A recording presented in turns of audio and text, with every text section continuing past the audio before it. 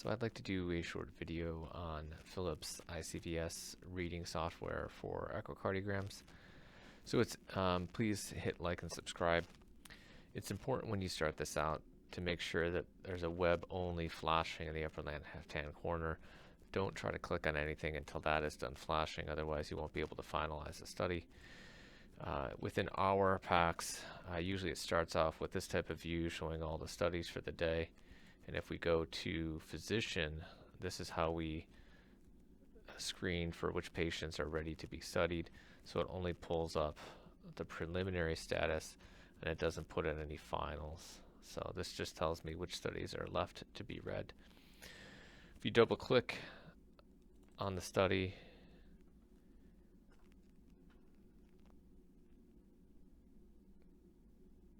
it will pull up the echo images.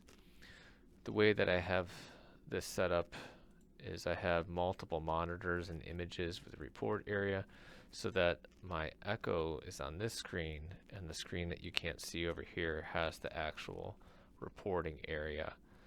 This can show you everything in one screen where you're at. So I'm going to use this mode just for this tutorial.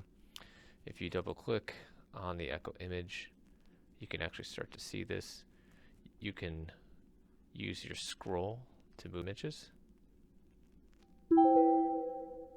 or you can use your page up and page down, just like if you're using one of the other echo reading software such as ProSolve. So if I want to remeasure this aortic root, you can right click, go to 2D, and these are all your two-dimensional measurements. So if I click on the aortic root diameter and say I'm going to go leading edge to leading edge, I'm getting 3.2. If you go under this measure tab, you can see kind of where there are. If I don't like this, I can right click on it and delete it. And then I can right click again, go to 2D, and then back to aortic diameter and remeasure. Say I want to remeasure from here to here. So you can go under Doppler and you can measure Doppler measurements as well. So you can see there's a little bit of mitral valve prolapse here. So let's try to get a Doppler measurement. Some mild AI. Okay, so here's a Doppler measurement. So again, you can right click, you can go to Doppler, you can say I want to do the tricuspid valve Vmax, and now it adds this to our report.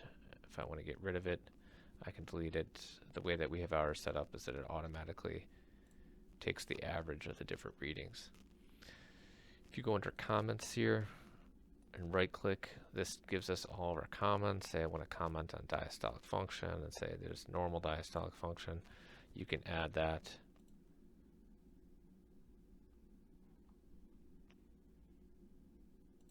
And then if you want to add any comments, so AFib noted, and then you have to hit refresh for it to actually update the report. So if you don't want to get a measurement that is actually going to update, say you just want to measure something briefly, you can click this button up here and just get a measurement, and that's not going to update your measurement list. Or if you say, you know what, I just want to freeze this, right? I can click down here and I can stop it, or I can move forward, I can change my brightness. Or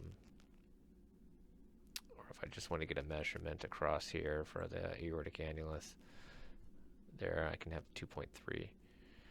So this is a super short video to kind of just show the functionality, how to actually do your comments, and when you're done you hit finalize and accept, and that'll actually send the report with the study into the PyCom. Hope you found this useful. Thanks.